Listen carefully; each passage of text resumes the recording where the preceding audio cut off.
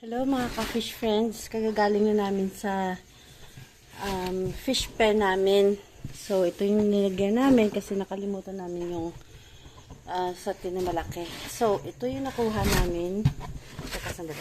Ito. Ayan. Ang dami na namang tilapia. Actually iba-iba. Ayan. May nasama pang bato. Ayan, tilapia. Tapos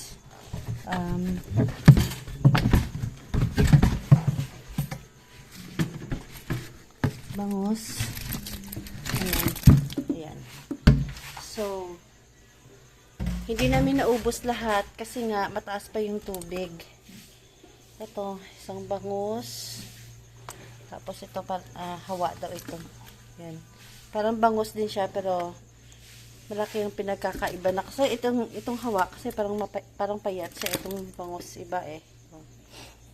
Ito, tapos meron din isang kikiro. Ayan. And stickfish. Ayan. Tapon natin to.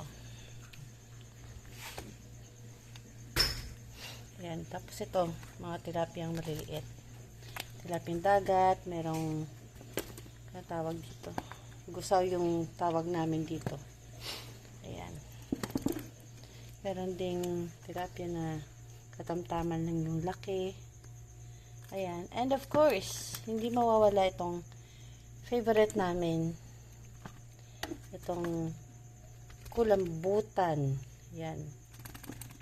Fresh kulambutan. Ayan.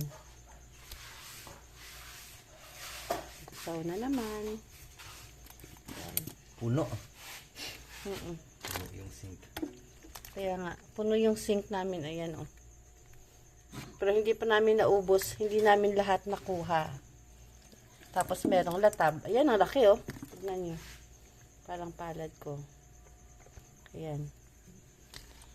So, Update, July 8. update nyo yun. July 8 ba, Dad?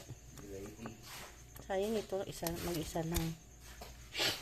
Tapos, mga pusit na maliliit. Ayan. Ayan. So, 8. Like that. wala. Segregate ko muna to and then mamaya papakita namin sa inyo kung ilang kulambutan yung nakuha namin. Pero of course, yung bangos saka yung hawa, isa lang.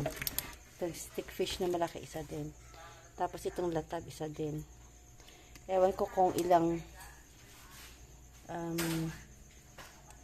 gusaw yung nakuha namin. Pero for sure, itong kikiro, mag-isa lang. Okay, mamaya ulit.